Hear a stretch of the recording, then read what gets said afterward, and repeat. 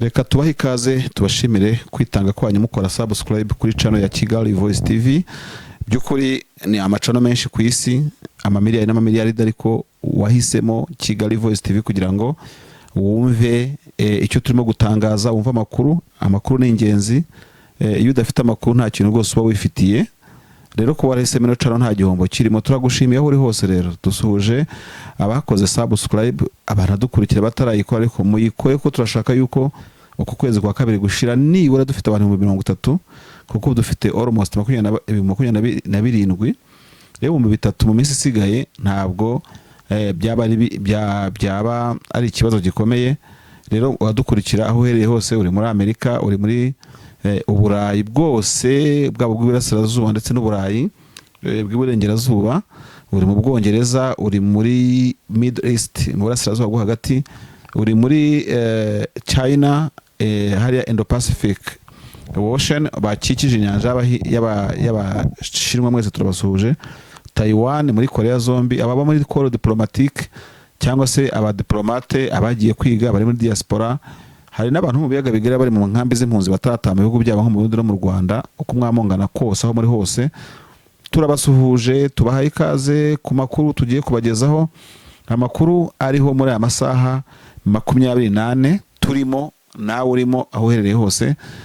Tubabwira ko rero hari ikiganiro umukuru w'igihugu cy'u Rwanda nyakubahwa Paul Kagame yagiranye n'ikinyamakuru Jeune Afrique. Twifuje ko twabashyirira mu Kinyarwanda tugenekereje, ni ikiganiro cyabaye mu rurimi rw'Igifaransa.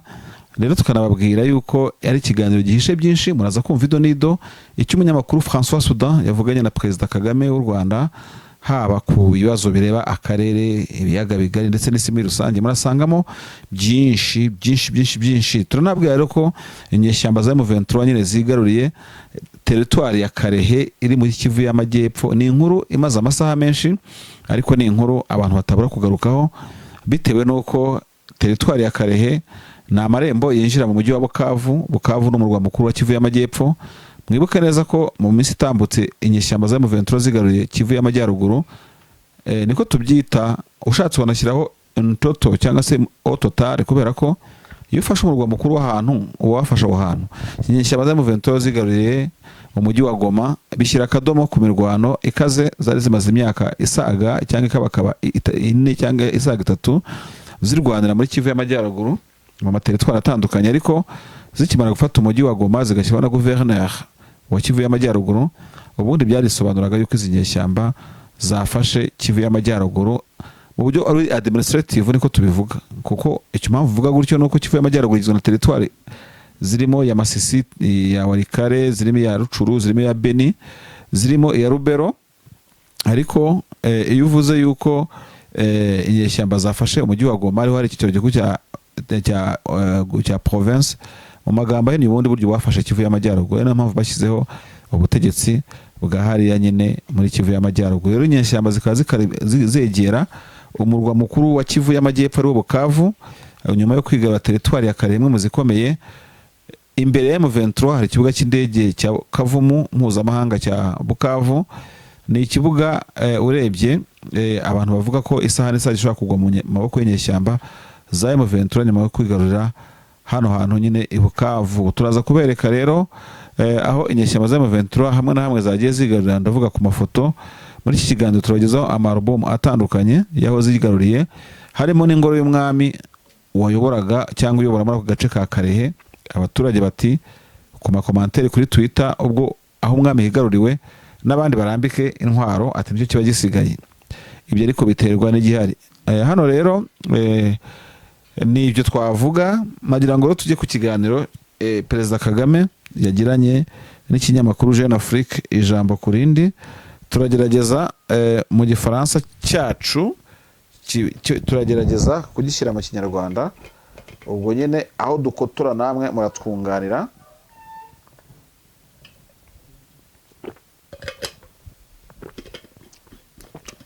Njya mvuga ngo niba hari umufaransa utazi Ikinyarwanda, mushimangira agiye ko mbi inzobere mu Gifaransa. Kubera iki?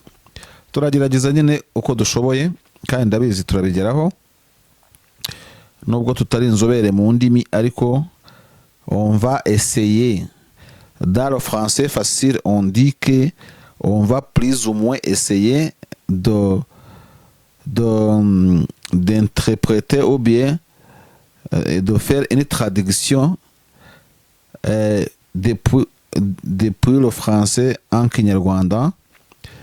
C'est une interview réalisée par le Jeune Afrique avec le journaliste très connu. C'est un star des Jeune Afrique qui s'appelle François Souda, peut-être très clair aussi, le PDG de Jeune Afrique Group. Turagerageza gusobanura mu Kinyarwanda rero. Hano hari ikiganiro cya Jeune Afrique kivuga kiti gifite umutwe w'amagambo uvuga ngo Paul Kagame utudomo tubiri mu twugarizo n'utwuguruzo, personne ne m'intimidera avec des menaces de sanctions. Ni umutwe w'amagambo uvuga ngo nta muntu n'umwe uzantera ubwoba ankangisha ibihano. Hano umunyamakuru kuri red y'inkuru ye yanditse avuga ngo accusé de soutenir les rebelles du M23 qui se sont emparés de Goma dans l'est de la RDC au risque d'un embrasement régional, le chef de l'État rwandais se défend. Il renvoie la responsabilité de la crise à son homologue congolais, le président Félix Tshisekedi, et dû faire peu de cas de menaces de sanctions internationales. Point. Interview. Point. Hano rero aravuga ngo nk'uko ashinjwa gushyigikira inyeshyamba za M23 zaherutse kwigarurira umujyi wa Goma mu burasirazuba bwa RDC,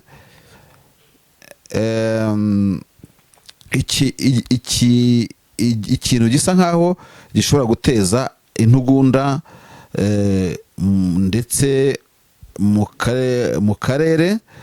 Umukuru w'igihugu cy'u Rwanda yagize icyo abisobanuraho ndetse yerekeza icyakagombye gukorwa kuri iki kibazo kuri mugenzi we wa Kongo ariwe Perezida Felix Tshisekedi, uvugwaho gukora bike cyane, avuga gake ku bijyanye n'ibikangisho by'ibihano ku rwego mpuzamahanga. Akadomo ikiganiro. Hano umunyamakuru yakomeje avuga ngo une fois de plus la énième depuis près de 30 ans, le voici à l'épicentre du séisme qui secoue l'est de la RDC.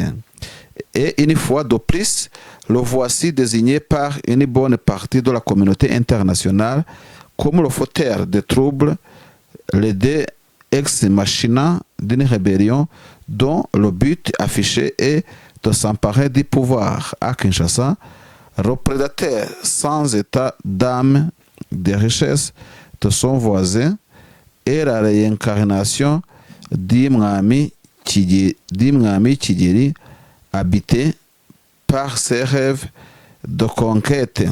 Uyu munyamakuru yanditse ibintu bikomeye, wagira ngo ni igisigo, kubisobanura biragoye ariko namwe murabyumva. Hano yashatse gusobanura ko nanone ku yindi nshuro umuyobozi w'u Rwanda agaragara nk'aho ari we zingiro ry'umutingito urimo gutigisa igihugu cya Repubulika ya Demokarasi ya Kongo.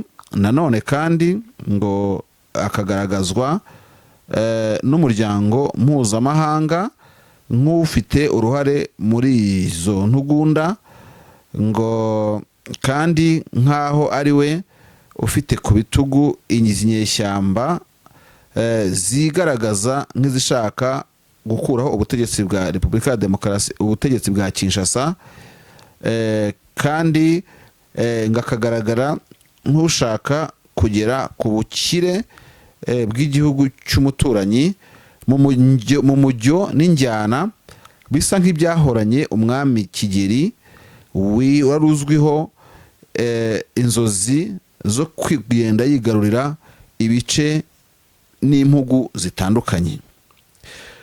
À 67 ans, dont 27 à Urugwiro Village, le siège de la présidence rwandaise, Paul Kagame laisse ses accusations glisser sur lui comme l'eau sur les plumes d'un pélican du lac Kivu, même s'il répond à chaque fois avec pugnacité. Hano igifaransa cyaje kugorana rero muranyihanganira, biraza no kunsaba ko ibyo nashoboye kumenya biri bibe ngombwa yuko ngerageza kubisobanura nifashishije ikoranabuhanga, kugira ngo nkuko nabibabwiye ntaza gukotora. Pugnacité hano bambwiye ko ari uburyo bw'ubudatsimburwa ku rugamba, ibyo bita combativité. Ntabwo byoroshye hano rero. Umunyamakuru ati ngo iki rero, ku myaka 67, muri iyo myaka 67 harimo imyaka 27 muri village Urugwiro, icyicaro gikuru cya Perezidansi y'u Rwanda. Paul Kagame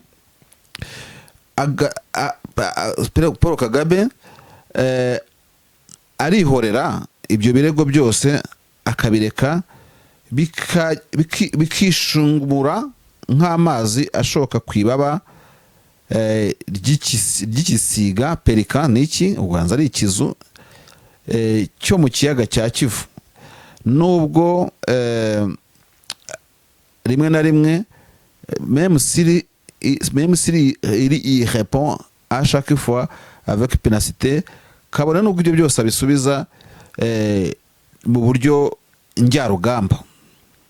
Alors que le calme précaire qui semble régner de Goma à Bukavu à la suite de l'injonction du cessez-le-feu formulée le 8 février par le chef de l'État, d'État réuni à Dar es Salaam à l'endroit des belligérants, l'armée congolaise d'un côté et le M23 appuyé par les éléments de force rwandaises de l'autre, n'a tenu qu'à quelques heures et à quelques jours de l'ouverture à Addis Ababa de notre sommet, celui de l'Union africaine, au cours duquel son nouvel épisode de la crise des Grands Lacs sera au cœur des débats.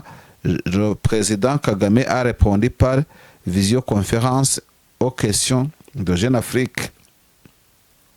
Hano rero umunyamakuru akomeza avuga ngo nubwo bimeze gutyo, hakaba ariho igisa n'agahenge hagati ya Goma na Bukavu, biturutse ku ihagarikwa ry'imirwano ryatekerejwe ku itariki ya 8 Gashyantare n'abakuru b'ibihugu i Dar es Salaam, aho l'endroit des belligérants, l'armée congolaise M23 appuyée de l'autre, n'a tenu que quelques heures, aho nyine impande zirwana harimo leta ya Kongo na M23 zishyigikiwe na zimwe mu ngabo z'u Rwanda, nk'uko umunyamakuru byandika hano. Ku rundi ruhande inama ngo itaramaze amasaha menshi, ngo iyi nama ikaba yarabaye nayo hategerejwe indi yiteguye kubera Addis Ababa ku murongo cyangwa se mu rwego rwa Afurika yunze ubumwe. Muri iyi nama rero izaba hakaba hari ku murongo w'ibizigirwamo impaka zitandukanye ku bijyanye n'ibirimo byavuzwe haruguru. Hanyuma rero ngo ku bw'ibyo byose tumaze kuvuga haruguru, Perezida Kagame akaba yemereye ikiganiro gikoreshejwe hifashishijwe ikoranabuhanga rya visioconférence Jeune Afrique. Niko n'umunyamakuru yavuze. Afite rede ikomeye irimo byinshi, turaza kugenda tubishyiraho, ndetse abadukurikira bashobora kuza kubibona kuri Twitter Kigali Voice TV, mugende mukore follow, mudufollowing, ariko kandi n'izi screenshot n'ikiganiro ubwacyo mushobora kuzagisanga uko bimeze gutya kuri iyo Twitter, kuko birashoboka ko hari benshi badashobora kujya bitewe n'uko ari ibiganiro ubona babigoye kugeraho, ndetse abantu benshi basoma babanje kwishyura. Tukaba tukibazaniye muri ubu buryo twanzitse mu kiganiro. Ikibazo cya mbere umunyamakuru wa Jeune Afrique yabajije Perezida Kagame ni ikihe? Ni ikibazo kivuga ngo Êtes-vous satisfait des résultats du sommet régional conjoint qui s'est tenu à Dar es Salaam et pensez-vous reka turebe niko nduzi nicyo hano umunyamakuru yakomeje amubaza niba ngo yaba anyuzwe n'ibisubizo byabonetse ku nama yahuje akarere yateraniye i Dar es Salaam. Hibazwa niba hari nicyo izabasha kugeraho cyangwa se aricyo bizatanga. Perezida Kagame yamusubije ngo iki, yavuze ngo satisfait oui, kunyurwa yego. Les participants étaient tournés vers l'avenir et sont convenus des mesures positives. Ati abayitabi, reka nsome paragraphe yose. Maintenant il faudra voir comment ces conclusions seront mises en œuvre, en particulier par la partie congolaise qui est la plus concernée. À ce sujet, aucune raison ne justifiait l'absence de participation en présentière du président de la RDC, Félix Tshisekedi, à ce moment. Il a préféré la veille au soir se rendre au Tchad pour y chercher un soutien militaire avant de nous rejoindre à distance. Cela en dit long sur son état d'esprit et ses intentions. Pour lui, la solution est militaire alors que d'autres tentent de trouver une solution pacifique. Perezida Kagame mu Kinyarwanda ugenekereje yavuze ngo yego naranyuzwe. Abari bitabiriye inama bagerageje kureba ku hazaza ndetse bumvikana n'ingamba zikwiye zirimo igisubizo. Ati kuri ubu hakenewe kureba uko imyanzuro yazashyirwa mu bikorwa, by'umwihariko ku ruhande rwa Kongo rusa naho ari narwo rurebwa cyangwa se rufiteho uruhare cyane kurushaho. Ati kubw'iyo ngingo, ati nta mpamvu n'imwe yasobanura uko Kongo yisanze ititabiriye inama, ati mu buryo buserukiwe na perezida wa Kongo Felix Tshisekedi muri iyo nama. Yahisemo kuri uwo mugoroba kwigira muri Chad kuhashaka umuti wa gisirikare mbere y'uko yigaragaza n'iyakuri, akoresheje inzira y'iyakuri. Ati ibyo nta kindi bisobanuye turetse gusa kwigaragaza nk'uko asanzwe mu myemerere ye. Ati ndetse n'ibyo agamije. Ati kubwe igisubizo cya gisirikare nicyo abona ko cyazana amahoro, nicyo abonamo ko cyazana amahoro. Ikibazo cya kabiri umunyamakuru yahise amubaza, yaravuze ngo le sommet de Dar es Salaam a appelé à la reprise d'un dialogue direct entre le gouvernement congolais et les rebelles de M23, ce qui rejoint votre position. Mais il est également demandé la levée de vos mesures défensives et le désengagement de vos forces, ce qui est une reconnaissance implicite de la présence de vos troupes sur le terrain en RDC. Ati umunyamakuru niko yahise amubaza dushyize mu Kinyarwanda ngo inama y'i Dar es Salaam yahamagariye leta ya Kongo n'inyeshyamba za M23 guhurira mu biganiro by'imbonankubone. Ati ibyo ngibyo bihuye n'icyo namwe muhora musaba. Ati ariko nanone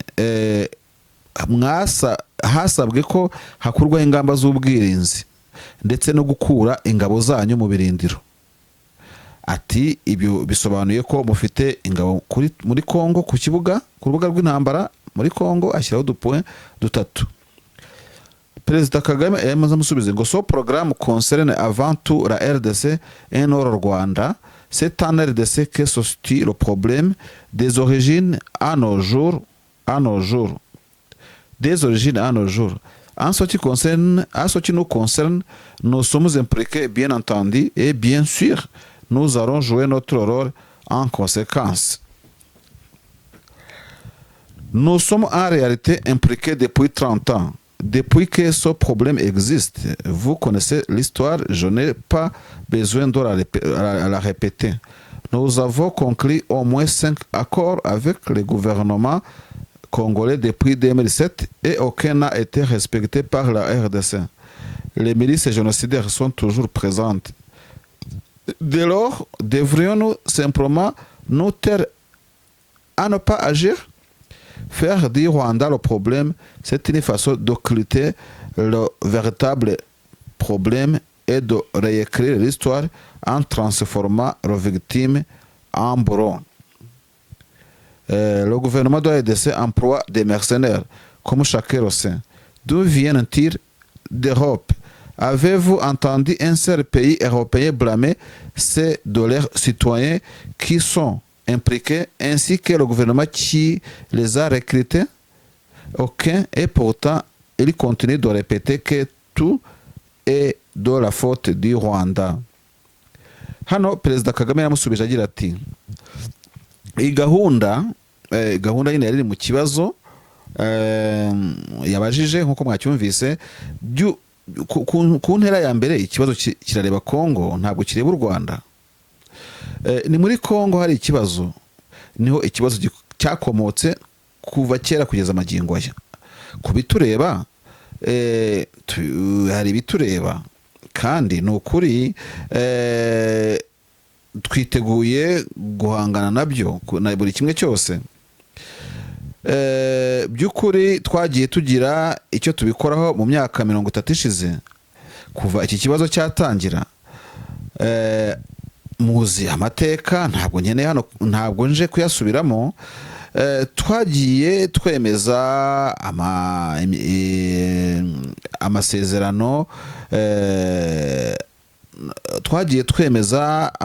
twemeje amasezerano agera kuri 5 na Repubulika ya Demokarasi ya Kongo, cyangwa se hemejwe amasezerano ashyika kuri 5 areba Repubulika ya Demokarasi, areba guverinoma ya Kongo kuva muri 2007, ariko nta na rimwe muri aya masezerano ryigeze rishyirwa mu bikorwa.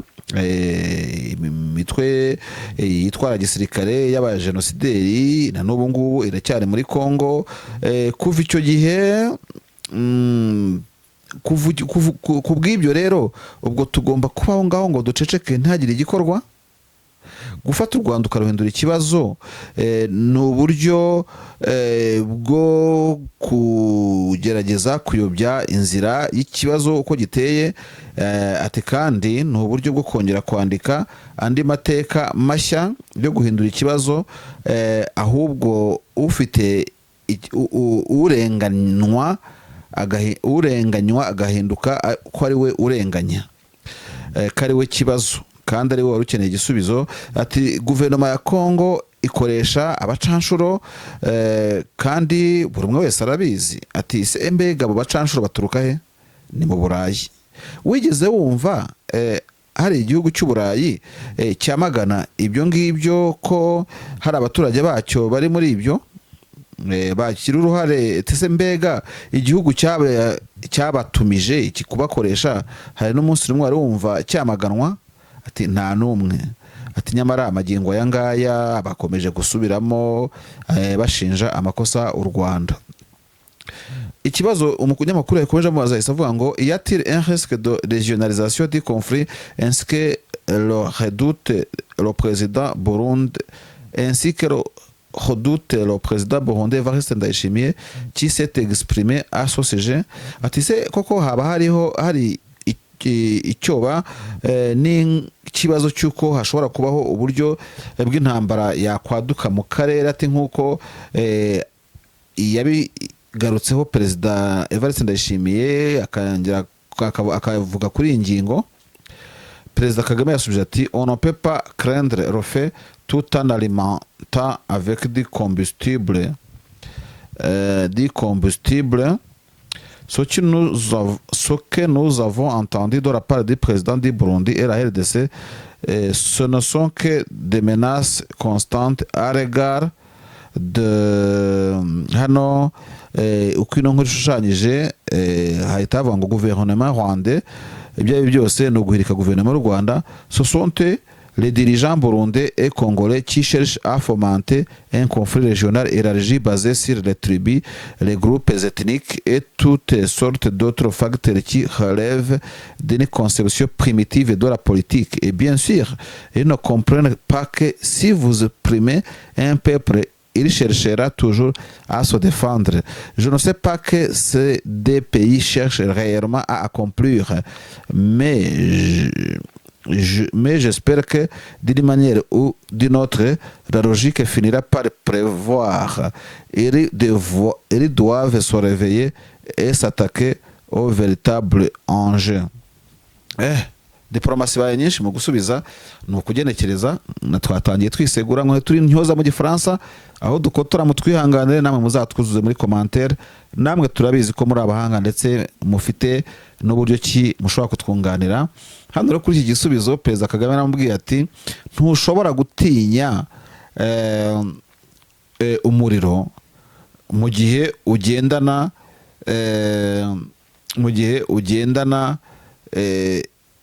ibintu bishobora kubyara uwo muriro. Decombustible ni ibintu nyine nkuko wagendana essence, nkuko wagendana ibyatsi byumye, nkuko wagendana ni ibintu mbega bishobora kubyara inkongi. Perezida Kagame ati ntushobora gutinya inkongi cyangwa umuriro mu gihe ibyo urimo kugendana ubwabyo ari inkongi yigendera.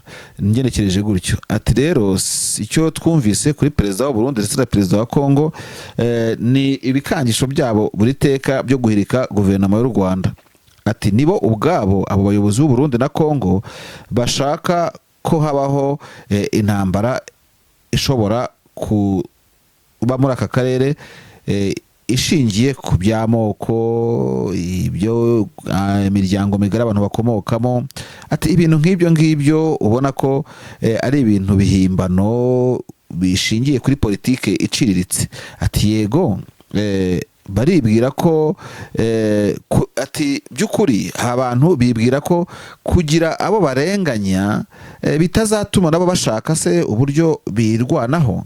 Mu gifaransa yavuze ngo bien sûr ils ne comprennent pas que si vous opprimez un peuple il cherchera toujours à se défendre. Ati rero bibwira ko igihe cyose igihe cyose ufite abantu abaturage uturanye ukabarenganya bo bazabura gushaka uko birwanaho. Ati je ne sais pas ce que les deux pays cherchent réellement à comprendre. Ati by'ukuri birangora kumenya icyo ibyo bihugu bibiri bimaranira. Ati gusa nizera ko mu buryo bumwe cyangwa ubundi ati ikigaragara nk'ukuri gukwiye bizarangira gitsinze. Ati ils doivent se réveiller et s'attaquer aux véritables enjeux. Ati by'ukuri bagombye kuva muri ayo bagakanguka bakava mu iroro bakajya gukemura ibibazo mu buryo bunyuze mu kuri kw'ibintu. Umunyamakuru ndabona hano yanditse ngo ce qui est clair c'est que le Rwanda a des sympathies pour le M23 et qu'il le soutient. Pourquoi? Ati mu byigaragaza nuko u Rwanda rufitiye impuhwe n'imbabazi M23. Ati ndetse ko rwaba runayishyigikiye. Ati nukubera iki? Perezida Kagame yahise avuga ati tout d'abord j'ai de la sympathie pour le Rwanda, mon pays qui se trouve impliqué dans cette situation du fait des voisins déraisonnables et d'autres acteurs qui alimentent ce conflit à distance. Ati nagira nkubwire ko kwikubitiro aho mfitiye umutima n'igishyika ni ku Rwanda, igihugu cyanjye kigaragara nk'ikiri muri ibi bibazo gishorwamo n'abaturanyi ndetse n'abandi bari ku ntera ndende bongeramo umunyu. Hano Perezida Kagame akomeza avuga ngo et j'ai aussi de la sympathie pour le M23, oui, en me basant sur les faits et des preuves. Ati by'ukuri nshingiye ati rero ukavuga ko mfitiye igishyika cyangwa impuhwe n'imbabazi M23. Ati yego ni nshingiye ku bigaragara biriho ati ndetse n'ibimenyetso.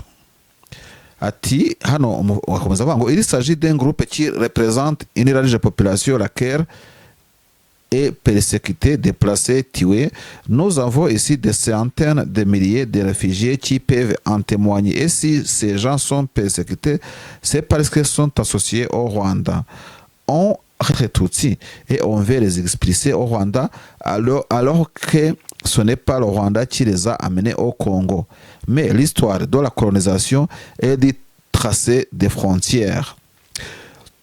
Hano Perezida Kagame agakomeza avuga ati dufite ati turebe ati ono amabaza ati hano rero hari itsinda ry'abaturage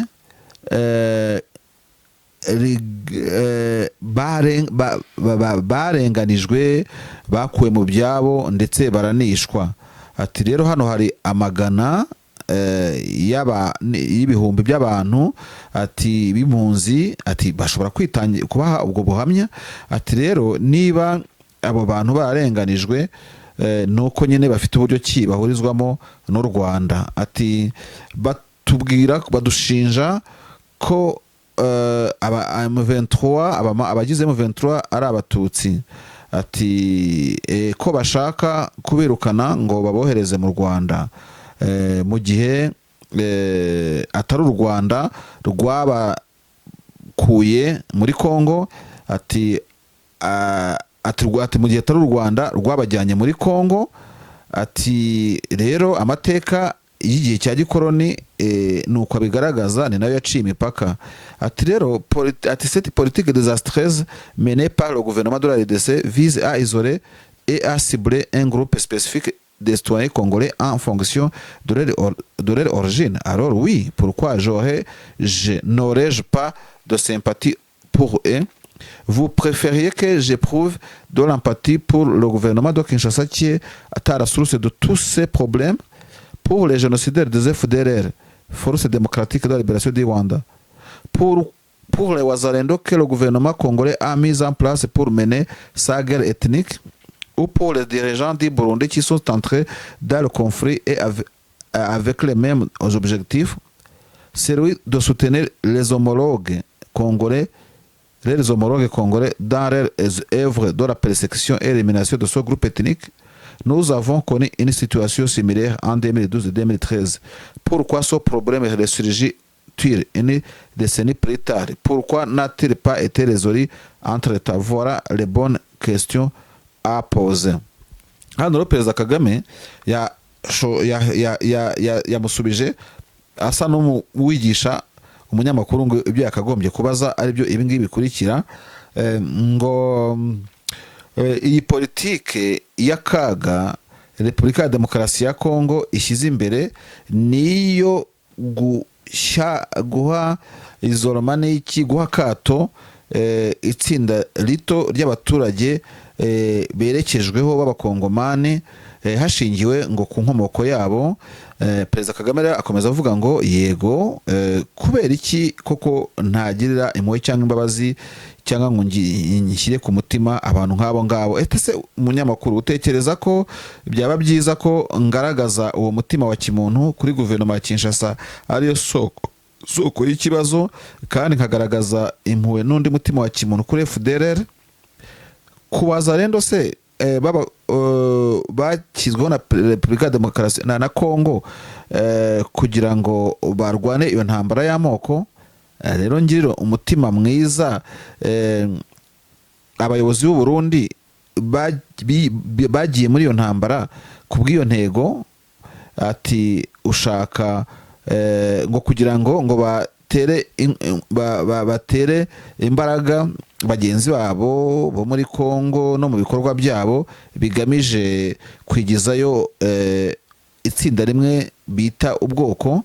Ati twebwe twabaye muri ubu buzima muri 2013. Ati mbega no kubera iki kibazo kigarutse imyaka 10 nyuma? Ati kubera iki kibazo kitakemutse? Ati dore ahubwo ikibazo wakabajije. Umunyamakuru yakomeje amubaza ati si le M23 est composé des citoyens congolais, pourquoi ne pas laisser les Congolais résoudre et même le problème. Ati niba M23 nyine igizwe n'abaturage ba Kongo kuki utabareka ngo bakongomane bikemura ikibazo cyabo. Perezida Kagame ahita amusubiza ati bonne question, ati ni ikibazo cyiza cyane, mais c'est assez dû répondre pourquoi ont-ils créé ce problème et pourquoi ont-ils rendu encore plus complexe qu'il n'aurait déjà. Autre interrogation, le FDLR, pourquoi cette entité négative continue-t-elle d'exister et pourquoi est-elle toujours utilisée contre le Rwanda si ces gens étaient restés tranquilles et avaient décidé de ne pas revenir au Rwanda? Pourquoi nous combattre? Je ne me serais pas soucieux de libre aux Congolais de cohabiter avec d'autres individus qui ont fait ce qu'ils ont fait dans leur propre pays. Mais je ne peux pas accepter que ce genre de personnes soient utilisées par le gouvernement de la RDC pendant que réunis observent passivement. Nous avons la responsabilité de prendre soin de nous-mêmes. Le peuple rwandais a déjà assez souffert comme cela. Perezida Kagame yahise amusubiza ati ni ikibazo cyiza, ati ariko ni bo kugisubiza, ati ni ukubera iki baremye icyo kibazo kandi bakatuma gikomeza kubaho kugeza amagingo aya ngaya. Ati irindi hurizo FDLR, kuki aka gatsiko kakora amabi gakomeje kubaho kandi kagakoreshwa mu rwego rwo kurwanya u Rwanda.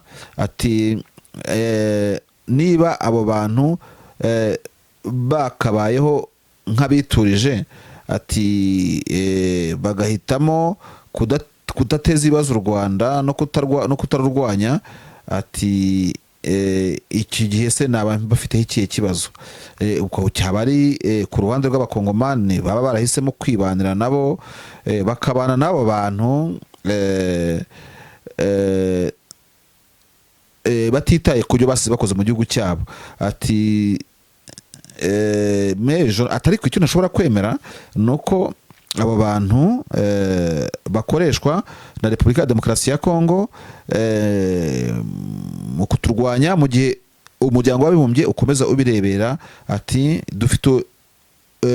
dufite inshingano zo gufata imyanzuro ku bitureba. Ati abanyarwanda barababaye bihagije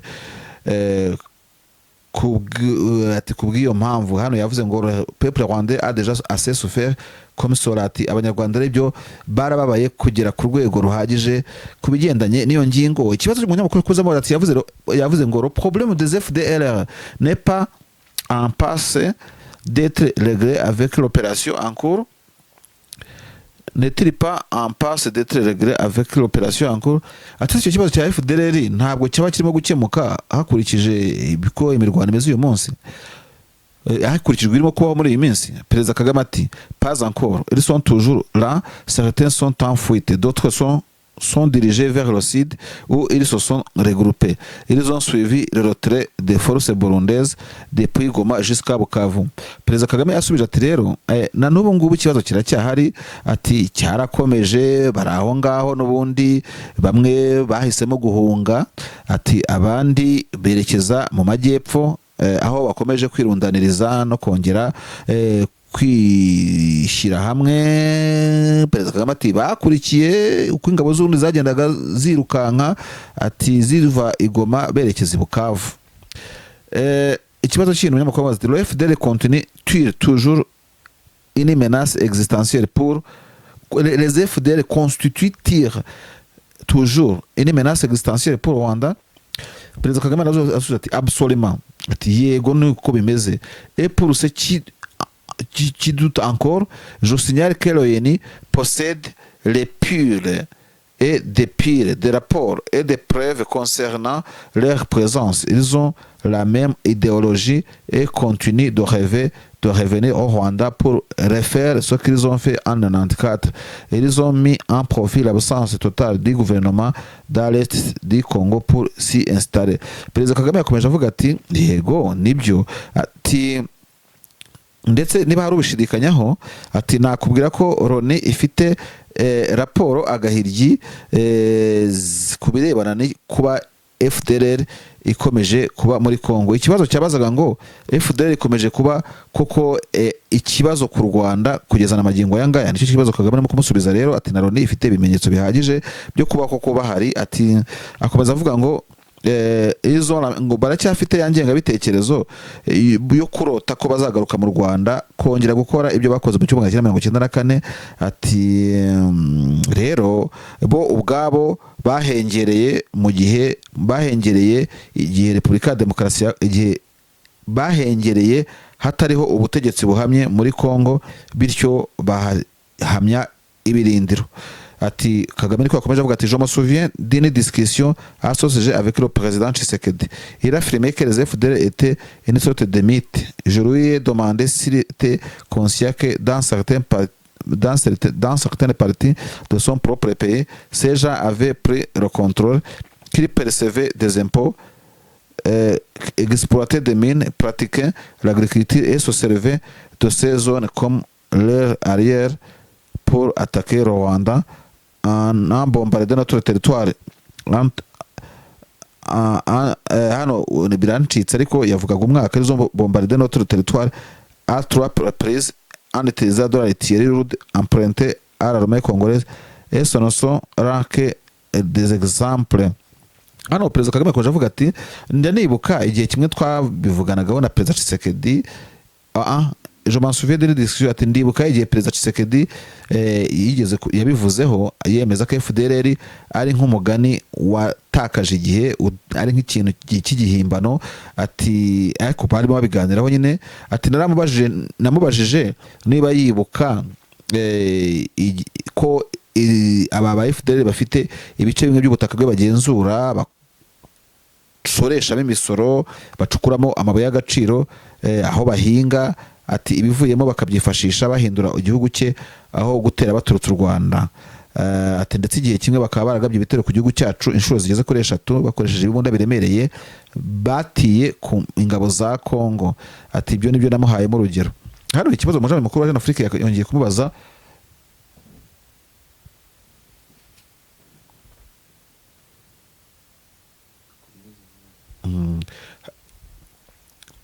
hano umunyamakuru wa Jeune Afrique yongeye kumubaza ati le M23 et l'Alliance Fleuve Congo dont il est la principale composante ont un programme politique clair et revendiqué le départ de Félix Tshisekedi du pouvoir. Soutenez-vous cet objectif? Ati M23 n'itsinda rya Alliance Fleuve Congo mu byo bavuga baharanira harimo programme politique bumvikanisha bagaragaza nk'intego gukuraho Perezida Tshisekedi ku butegetsi. Ati mushyigikiye iyo mpamvu. Perezida Kagame asubiza ati je peux comprendre ce qu'ils expriment.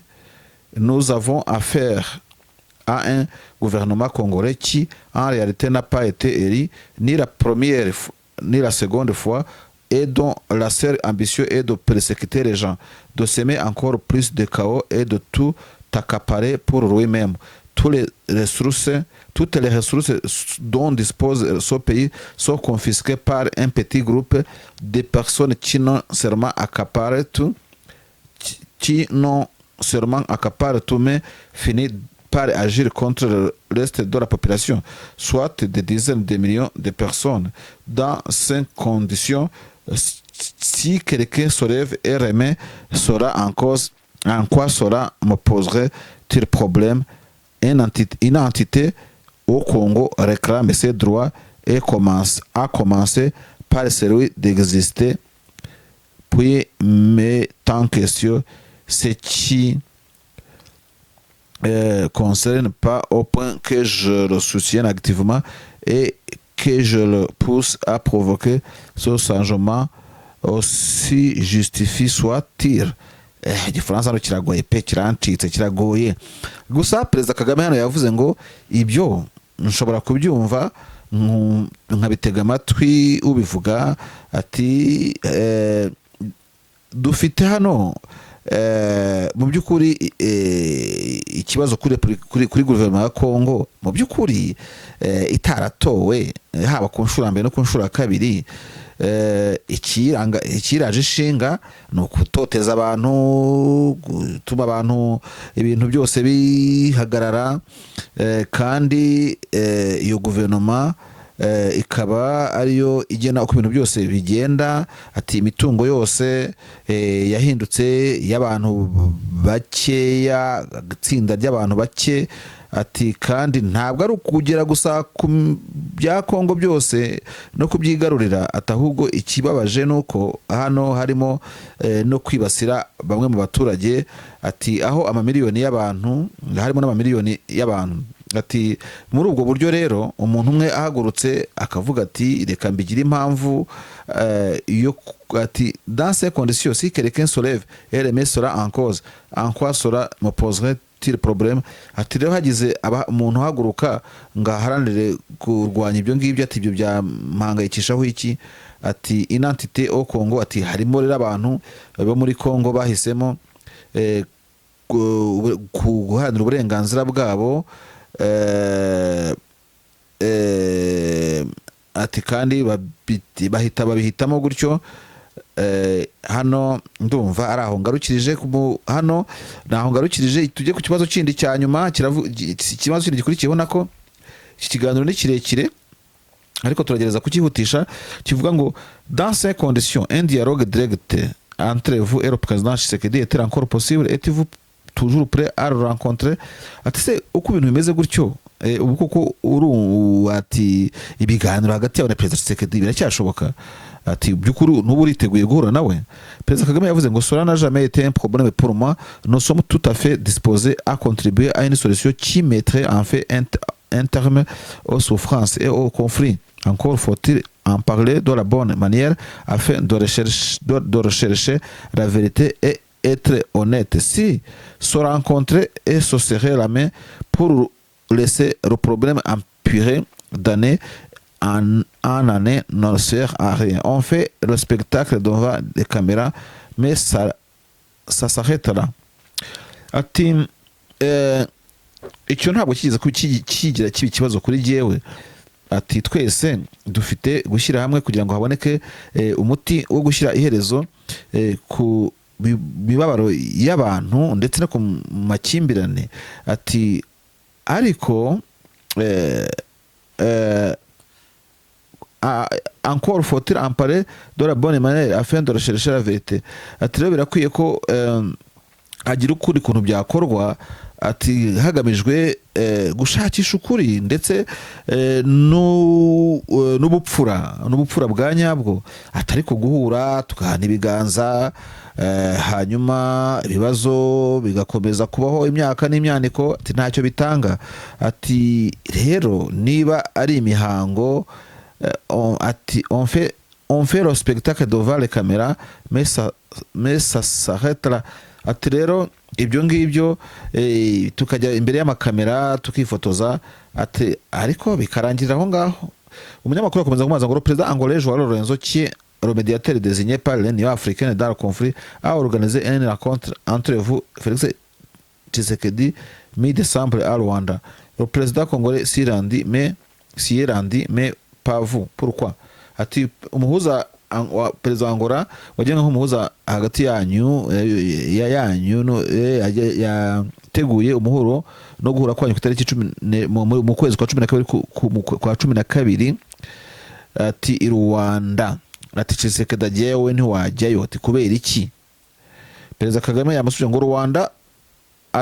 Rwanda pour signer un accord préparé par nos ministres et techniciens. Hano hari paragraphe nk'imwe incitse, atariko hano aho bitangiriye iki kiganiro kiri screenshot kirafotoye. Aravuga ngo Rwanda pour signer iki niki, ubwo ntabwo nahatinda, ariko hano aravuga ko gusa Rwanda habaye nyine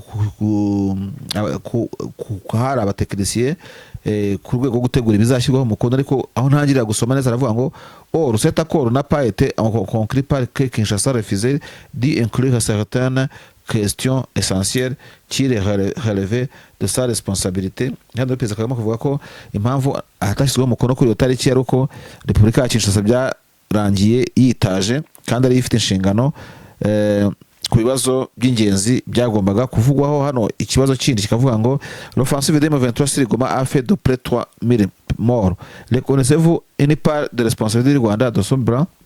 Ati ifatwa rya Goma ryahitanye abaturage 3000. Ati se hari uruhare rw'u Rwanda rubifitemo? Perezida Kagame avuga ngo okina, ati nta na rumwe. Les mesures que nous avons prises ne sont que défensives. D'autre part, la majorité des victimes recensées étaient des soldats des FARDC, des FDLR et des supplétifs armés wazalendo qui assistaient au combat. Le nombre de victimes civiles est estimé à 500 environ. Comme dans tout le conflit, malheureusement, les civils ne se retrouvent plus entre deux faits et il est souvent difficile de déterminer. Ati namba ati ingamba zarafashwe, ati les mesures que nous avons prises ne sont que défensive. Ati ingamba twafashe twebwe nizo kwirwanaho. Ati ariko ku rundi ruhande atabagizweho ingaruka n'ibi babaruwe n'abasirikare ba Kongo, ba FARDC, FDL n'abandi bazarendo bakorana. Ati imibare ihari nuko haguye abakaba 500. Ati nkuko mu zindi ntambara bigenda. Ati gusa birababaje kuba abaturage bisanga hagati y'abarwana. Ati rero biragoye kugira icyo umuntu yabivugaho. Pour responsable d'avoir tué des ennemis qui les combattaient. Ndabona hano hari ikibazo ariko naho birancitse. Hari utuntu tugenda ducikaho gatoya ça existe ku nkuru ifotoye. Hano rero ikindi kibazo kiravuga ngo la présence des militaires rwandais dans l'est de la RDC est considérée comme une évidence par l'ONU et la quasi-totalité de vos partenaires, y compris la Chine, et tout demande leur retrait. Le Rwanda est-il isolé sur la scène internationale? Ati mu by'ukuri kuba hari ingabo z'u Rwanda ziri muri Congo, ati muri RDC, ati bigaragara nkaho ari ikimenyetso Loni itanga. Ati ni ibintu bitangwa ibimenyetso na Loni, ati ndetse n'abandi bafatanyabikorwa banyu harimo n'Abashinwa. Ati bose basaba ko ingabo z'u Rwanda ziva muri Congo. Ati u Rwanda rugaragara kuri iyi mpamvu nk'urwahawe akato n'umuryango mpuzamahanga. Perezida Kagame avuga ati isolé de qui et pour quelle raison? Je ne le pense pas. Oui, la présence de forces rwandaises est considérée comme évidente, mais la menace que font peser sur la sécurité du Rwanda les FDLR, les mercenaires, ainsi que les provocations publiques de Félix Tshisekedi et du Burundi, est tout autant. Ces gens qui nous blâment tout le temps. Hano haciyemo akandi kantu, le gouvernement congolais de persécuter son propre peuple et utiliser des milices génocidaires contre le Rwanda. Hano rero ndavuga Perezida Kagame yahise avuga ati duhabwa akato nande kubera ihe mpamvu? Ntabwo jye mbitekereza gutyo. Ati icyo bita kuba ingabo z'u Rwanda ziri muri Congo ndetse banafite ibimenyetso. Ati ariko kandi bitwa ko bafite ibimenyetso. Ati ariko kandi ntibanavuge ku mutekano w'u Rwanda na FDLR, abacanshuro, gushotorana kwa buri munsi guhora gusubirwamo na perezida wa Congo na perezida wa Burundi, bakarangiza bagashinja u Rwanda. Ikindi kibazo hano, reka ndaye bisigaye, iki kiganiro ni kirekire ariko hasigaye ibibazo nka 3 by'ingenzi ngira ngo bagashinja u Rwanda. Hano haravuga ngo la Belgique, la Grande-Bretagne, l'Allemagne ont évoqué la suspension de l'aide en faveur du Rwanda et même avancé l'idée de sanctions. Que leur répond-vous? Ati Ububiligi, Ubwongereza, Ubudage bagaragaje bavuze ko bashobora gusubika inkunga batera u Rwanda, kandi banagaragaza ko bibaye ngombwa barufatira ibihano. Atubitekerezaho iki, urabisubizaho iki? Perezida Kagame yagize ati des pays dont certains font partie du problème en tant qu'anciens colonisateurs, la Belgique, l'Allemagne, me menacent de sanctions parce que je me défends et ils pensent m'intimider. Soyons clairs, si je dois choisir entre faire face à une menace existentielle et d'être confronté à des sanctions, je prendrai les armes pour affronter la menace existentielle sans tenir compte des sanctions. Nous avons traversé le pire en 1994 et cela nous a forgé. Alors ma réaction est simple et elle sera celle de cette femme dont j'ai raconté l'histoire dans mon discours à l'occasion de 30e commémoration du génocide en 2024 avant qu'une ratui les bourreaux hano naho birancitse ariko by'ukuri hano Perezida Kagame yavuze ati ibyo bihugu bimwe muri byo bigize biri mu bigize ikibazo nk'abahoze badukoloniza Ububiligi n'Ubudage aba bakankangisha ibihano mu gihe ndimo kwirwanaho bagatekereza ko bashobora kunkangisha ibyo ngibyo. Hano tuvugisha ukuri dushyira ibintu ahagaragara. Niba ngomba guhitamo guhangana n'ikibazo gihari ndetse no guhangana n'ikibazo cy'ibihano, nzafata intwaro mpangane n'ikibazo gihari niriwe ntekereza kuri ibyo by'ibihano. Twatambutse ibihe nk'ibyo igihumbi kimwe magana cyenda na kane, bifite rero icyo bifite icyo byatumye duhinduka cyo. Ese hano uzafahuje niko bavuga mu Gifaransa. Alors rero icyo nabivugaho ni iki kandi kiroroshye. Elle est celle de cette femme dont j'ai rencontré l'histoire dans mon discours à l'occasion de 30. Ati rero ati ni icyo umudamu nigeze kuvugaho mu mateka mu gihe navugaga ijambo kubwo twibukaga jenoside yakorewe Abatutsi ku nshuro ya 30, jenoside yakorewe Abatutsi ubwo twibukaga ku nshuro ya 30 jenoside yakorewe Abatutsi mu 2024. Ati mbere yuko bamwica, ngira ngo ino disikuru yayivuzeho avuga uno mu mama, niba ntibeshye yari umwe mu bagize umuryango we wari ugoswe n'abajenosideri bakamwica, ndetse icyo gihe mwe mubyibuka neza ntabwo ari byanditse ahangaha. Uwo mama yaratabaje ariko biranga, ndetse Perezida Kagame asaba aba bose bari bagize Monique Minuar nako kujya kumutabara, nabyo bibi by'ubusa. Ni umumama wo mu family we, niba nibuka neza ashobora kuba yitwa Florence ku bantu babyibuka, cyangwa se irindi zina murambabarira, ariko histoire murayibuka. Hano ho bise bincika.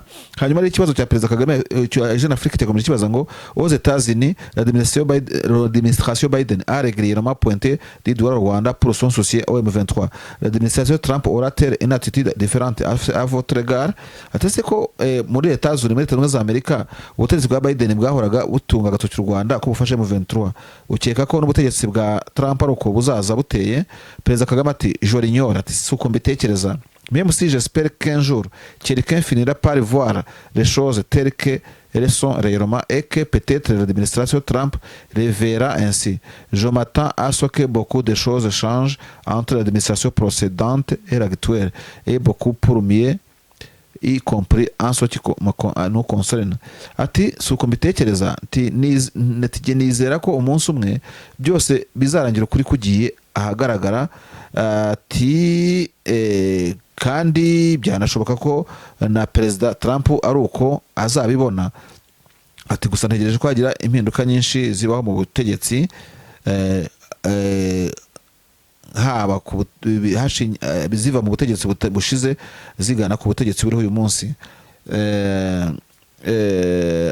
Ati kandi ati beaucoup pour le mieux, y compris en ce qui me concerne. Ati kandi byose ati byinshi bikazagenda neza, ati harimo nibitureba. Jeune Afrique yakomeza ngo comment l'Afrique doit-elle réagir face à la suspension de l'aide américaine et au démantèlement de l'agence censée la distribuer USAID. Ati Afrique ibona gute gusubikwa kw'inkunga za USAID no gukuraho iki kigo? Perezida Kagame ndabona hano amagambo naho acitse, ariko aravuga ngo nous voulons pas d'une aide qui perpétue le besoin d'aide. Nous voulons d'une aide qui permette aux gens de soutenir debout par eux-mêmes. Perezida Kagame akaba ati ntabwo rwose twifuza inkunga iza igahungabanya icyatumye iyo nkunga igenwa cyangwa ikenerwa, ati icyo dukeneye ni inkunga idushoboza ishoboza abantu guhagarara kigabo, bakihagararaho ubwabo bakibeshaho. Hano rero aho amagambo adacitse haravuga ngo maintenant vous connaissez ma position sur l'aide, ati by'ukuri ubusanzwe muzi icyo nsanzwe ntekereza ku bijyanye n'inkunga, exprimer depuis longtemps, ati kandi ibyo maze igihe mbivuga, elle est utile là où elle est nécessaire, ati inkunga iteka ni nziza ariko iyo ijyanwe ahakenewe, mais est détournée, siphonnée et gaspillée par des individus qui se l'approprient. Lorsque l'aide arrive dans un pays, elle est partagée entre eux, ceux qui la fournissent et ceux qui détiennent le pouvoir. Seule une infime proportion atteint ceux qui en ont réellement besoin. Nous ne voulons pas d'une aide qui perpétue le besoin d'aide, nous voulons une aide qui permette aux gens de se tenir debout par eux-mêmes. Ibyo nayo imaze kubisobanura, ariko Perezida Kagame yavuze ko akenshi izi nkunga ziza zikera mu biganza by'abazitanga bagenda bazihererekanya, ati ndetse izindi zikanyerezwa. Ndabona tugana ku kibazo cya nyuma rero, hano baravuga ngo le processus de réforme de l'Union africaine qui fit votre grand projet il y a 5 ans n'a pas atteint ses objectifs. Il s'agit d'un échec collectif de la part des chefs d'État, ati amavugurura ya Afrika yunze ubumwe, ati ni imwe mu mishinga yawe mu muryango wa Afrika yunze ubumwe mu myaka 5 yamaze imyaka 5, ati se ntago yashoboye kugera ku cyari giteganyijwe by'ukuri, ati se yaba ari échec ihuriho y'abakuru b'ibihugu batashoboye kubigeraho.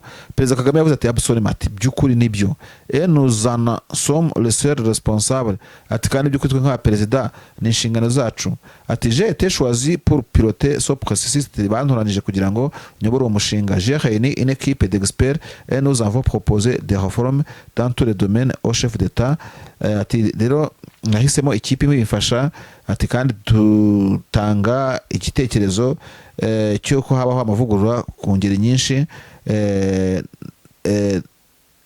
ku bireba abakuru b'ibihugu. Un consensus a été trouvé sur l'essentiel, ati gusa haje kubaho kimwe gihuriweho mu by'ingenzi, et c'est au moment de la mise en œuvre que les problèmes ont commencé à apparaître, ati gusa mu ishyirwa mu bikorwa hatangiye kuvuka ibibazo. Ce qui était dans le salle et avait donné l'accord se sont mis à agir de manière totalement différente, ati bo twari kumwe mu nama, ati kuvuga batangira kugaragaza ko uko byashyirwa mu bikorwa bitandukanye umuntu ku wundi. Alors qui blâme à part nous-mêmes, ati ubwo ninde wajya kubishinja atari twebwe ubwacu. Ikindi kibazo hano gisoza yavuze ngo qu'attendez-vous de mandat de président Lorenzo à la tête de RIA, ati utekereza iki kuri manda ya Lorenzo ku mutwe wa azaba kuri Union Africaine, umuryango wa Afrika, ubumwe bwa Afrika. Perezida Kagame ati je pense qu'il va essayer de faire de son mieux, je lui souhaite du succès et j'attends le meilleur de lui jusqu'à preuve du contraire. Plus il travaillera avec nous, plus il recevra notre soutien. Ati ndatekereza ko azagerageza gukora ibyiza, nicyo mwifuriza, ndetse no kugira ati ndetse no kuzagira amahirwe masa, ati icyo ati j'attends le meilleur de lui jusqu'à preuve du contraire, ati rero ntegereje kubona icyiza kimuturukaho mu gihe cyose nta kindi kitari cyiza kitari icyo ngicyo ndimo kubona. Ati ubundi kandi azakorana natwe, ati uko azagenda arushaho gukorana natwe niko nawe azarushaho kwakira inkunga n'uruhare rwacu ruduturutseho. Nagerageje rero Marshal, nkaba ndashoje iki kiganiro cyari kirekire ku buhanga bw'ibyuma, sinzi niba gifite iminota ingahe, ariko ni iminota myinshi. bityo rero tukaba tubahaye umwanya kugira ngo mukurikirane kino kiganiro, mukomeze gukora subscribe, like, share na commentaire ku nkuru tubagezaho. Nizere yuko ari cyo muri bukuremo, muratwihanganira ko ibifaransa byabaye bikeya, ntabwo ndi umufaransa agenda umunyarwanda, n'ikinyarwanda sinkizi cyose, nkanswe igifaransa. Mwihangane rero namwe mushyiraho akanyu aho nagiye ntabikora neza, ubwo namwe muramfasha muri commentaire. Ntabwo namisikotinga president cyangwa se umukuru w'igihugu, ariko nahanyanyaje nka wa muntu washije ikibono ubona akavuga ati ntako ntagize. Mu gifaransa cyane n'ukuri ndabashimiye, shimira Mutsizi Fred uri kubanga bw'ibyuma, uri uburyo gutunganya amajwi n'amashusho. Mukomeze kugira ibihe byiza muri kumwe na Kigali Voice TV, naho utaha. Ciao ciao.